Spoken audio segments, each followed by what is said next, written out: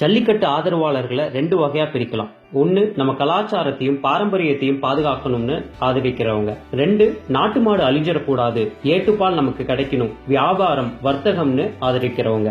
நம்ம கலாச்சாரம் பாரம்பரியம் அழிஞ்சிடக்கூடாதுன்னு ஆதரிக்கிறீங்களா?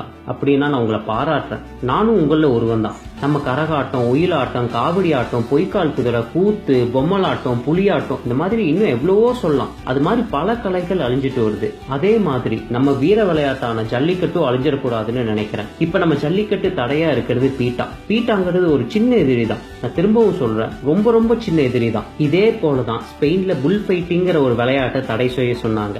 அந்த நாட்டோட நீதிமன்றம் என்ன சொல்லிச்சு தெரியுமா? ஸ்பெயினின் பாரம்பரியம் மற்றும் அரசியல் அமைப்புக்கு விரோதமானதுன்னு சொல்லி அதை தடை பண்ணல. அப்ப நம்ம கலாச்சாரத்தை ஒரு வெளிநாட்டு அமைப்பு, அதாவது அமெரிக்கால தலைமையகம் வச்சு செயல்படுற ஒரு அமைப்பு தடை செய்யறதா? அமெரிக்கா தான் உலகத்திலேயே அதிகமா மாட்டு இறைச்சி இறக்குமதி செய்யற நாடுங்கிறத நான் இப்ப சொல்லிக்க விரும்புறேன். அப்படிப்பட்ட பீட்டாவே சின்ன எதிரினா நம்ம பெரிய எதிரி யாரு? சொல்றேன் கேளுங்க. நாட்டு மாடு அழிஞ்சிடக்கூடாது, ஏட்டு பால், வியாபாரம், வர்த்தகம்னு சொல்லி ஜல்லிக்கட்டு ஆதரிக்கிறீங்கன்னா சில உண்மைகளை நீங்க தெரிஞ்சுக்கணும். உலகிலேயே அதிக பால் மற்றும் பால் பொருட்களை உற்பத்தி செய்யற நாடுகளை முதல் இடத்துல இருக்கிறது இந்தியா.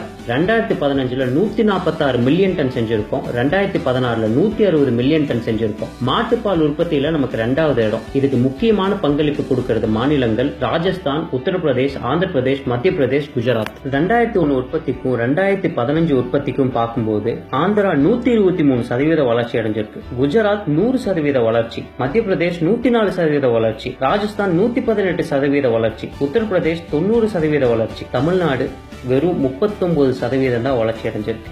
ஏன்? ஒருவேளை நாட்டு மாடுகளை காப்பாத்திருப்பாங்களோ? இல்லவே இல்ல. 100 வருஷத்துக்கு முன்னாடி 130 நாட்டு மாடு இனங்கள் இந்தியாவில இருந்துச்சு.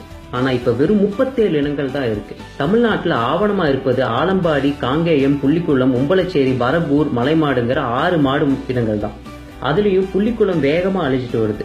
90களில் 90,000 மாடுகள் இருந்தது, இப்ப வெறும் 21,000 மாடுகள் தான் இருக்கு. ஆவணம் செய்யற முன்னாடியே புங்கனூர், நாட்டான், துஞ்சித்தலை, தொண்டைநாடு, தென்பாண்டி, தம்பிரான், எரிச்சலை, மணப்பாறை, வடக்கரை, கொல்லிமலைன்னு பல மாடு இனங்கள் அழிஞ்சிருச்சு. நீங்க கேட்கலாம், நம்ம அரசாங்கம் இதுக்காக எந்த திட்டமும் போட கிடையாதான்ட்டு. 91க்கு மேல வந்த எந்த அரசாங்கமும் நாட்டு மாடை பாதுகாக்கணும்னு ஒரு திட்டம் கூட போட கிடையாது. உங்க மனசுல தோணும், ஜெயலலிதா ரொம்ப தெய்வ பக்தியுடையவங்களே, அவங்க எதுவும் செய்யலையான்ட்டு. அவங்க அரசாங்கம் என்ன செஞ்சதுன்னு நான் சொல்றேன். தமிழர்களோட கலாச்சாரமும் பாரம்பரியமும் ரொம்ப பழமையானது.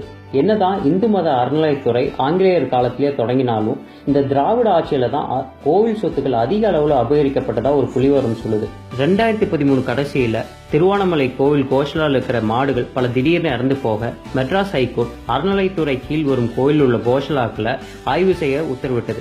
பல கோடி வருமானம் வரும் கோவில்களுக்கு கோஷலாவை பராமரிப்பது பெரிய விஷயம் இல்ல. ஆனா ஆய்வின் முடிவுகள் ரொம்ப அதிர்ச்சியை கொடுத்தது. கோவிலில் மக்கள் காணிக்கையா கொடுக்கிற மாடுகள் நிலை ரொம்ப மோசமாக இருந்தது. மாடுகள் பல நாள் பட்டினி போடப்பட்டு இருந்தன. மாடுகளால நடக்கவோ சாப்பிடவோ கூட முடியல. சில காட்சிகள் ஏதோ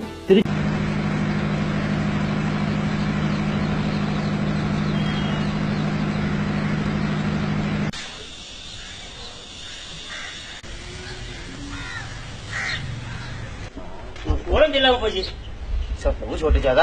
நீ ஜாக்கிரதை தம்பி, எடுக்க கோச்சிக்கிறாரு தம்பி, எடுக்காது தம்பி, எடுக்காது தம்பி, கோச்சிக்கிறாரு. எங்க செருப்பா வந்து அடிச்சு போகுது 2 அடிய, அதுதானே அடிங்க நீங்க. ஆமா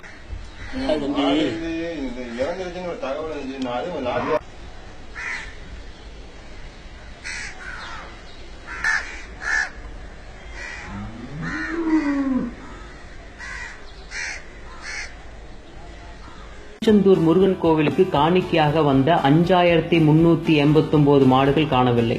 ராமேஸ்வரம் சரங்கப்பள்ளி பெருமாள் கோவில், சுவாமிமலை முருகன் கோவில், ஸ்ரீரங்கம் கோவில்களுக்கு காணிக்கையாக வந்த பல ஆயிரம் மாடுகள் பற்றி எந்த விவரமும் கோயில் அதிகாரிகளிடம் இல்லை. இந்த மாடுகள் அனைத்தும் அடிமாட்டுக்கு கொடுக்கப்பட்டதாக ஆய்வின் முடிவுகள் கூறின. 2008 $1,29,27,176 ரூபாய் செலவில் 240 ஏக்கரில் பழனி கோவில் அருகே கட்டப்பட்ட கோஷலாவில் 2014 ஆய்வின் போது அங்கு வெறும் 6 மாடுகளே இருந்தன. மக்களால் நான், மக்களுக்காகவே நான் என்று கூறியவரும், நீங்கள் என்னை கடலில் தூக்கி எறிந்தாலும் கட்டுமரமாகவே தான் மிதப்பேன் என்று சொன்னவரும் நம் நாட்டு மாடுகளை பாதுகாக்க தவறிவிட்டனர். இப்ப நம்ம பெரிய எதிரி யாருன்னு உங்களுக்கு தெரிஞ்சிருக்கும். பீட்டா இந்தியாவுக்குள் வந்தது 2000 தான். ஜல்லிக்கட்டுக்கு தடை விதிச்சது 2011 தான். நம்ம அரசாங்கம் நினைத்திருந்தால் தண்ணீர் பிரச்சனையை முடித்திருக்கலாம், விவசாயிகளையும் விவசாயத்தையும் காப்பாற்றி இருக்கலாம், நாட்டு மாடு அழிவை தடுத்திருக்கலாம், வெளிநாட்டு அமைப்புகளை தடை செய்திருக்கலாம், ஜெர்சி மாடின் வரவை தடுத்திருக்கலாம், ஜல்லிக்கட்டை நடத்தி நம் கலாச்சாரத்தையும் பாரம்பரியத்தையும் பாதுகாத்திருக்கலாம். செய்ய தவறிவிட்டார்கள். நமக்கு தேவை நல்ல அரசாங்கமே. இனி நாம் என்ன செய்யலாம்? பால்துறை வளர்ச்சிக்கு 2 அமைச்சர்கள், நல்ல படித்த துடிப்பான இளைஞர் மற்றும் அனுபவமிக்க விவசாயி. நாட்டு மாட்டின் அழிவை தடுப்போருக்கு தமிழ்நாட்டின் மிக உயர்ந்த விருதை தந்து கௌரவப்படுத்த வேண்டும். நாட்டு மாடு அழிவை தடுக்கவும் பால் உற்பத்தியை அதிகப்படுத்தவும் சிறப்பு ஆராய்ச்சி மற்றும் வளர்ச்சித்துறை, அதாவது R&D உருவாக்க வேண்டும். காடுகளில் ஆரோக்கியமான மற்றும் தரமான புல் உற்பத்தி செய்து நாட்டு மாடு வைத்திருக்கும் விவசாயிகளுக்கு மாட்டு தீவனமாக இலவசமாக தர வேண்டும். கோவில்களில் காணிக்கையாக வரும் மாடுகளை சீமன்பட்டி கோஷலாவுக்கு கொண்டு வந்து HRNCE அறநிலையத்துறை பராமரிக்க வேண்டும். செய்ய தவறும் அதிகாரிகளை கடுமையான சட்டம் மூலம் தண்டிக்க வேண்டும். ஜல்லிக்கட்டை எதிர்க்கும் அமைப்புகளை பாரம்பரியம் மற்றும் அரசியல் அமைப்பிற்கு விரோதமான அமைப்புகள் என்ற சட்டத்தின் கீழ் தடை செய்ய வேண்டும். பள்ளிக்கூடங்களில் விவசாயத்தை கட்டாய கல்வியாக்க வேண்டும். ஜல்லிக்கட்டின் போது வெளிநாட்டு சுற்றுலா பயணிகளை ஈர்த்து வரும் வருவாயை நாட்டு மாட்டு வளர்ச்சிக்கே பயன்படுத்த வேண்டும். நாட்டு மாடு வளர்ப்புக்கு என்று சிறப்பு வங்கி கடன் வழங்கப்பட வேண்டும்.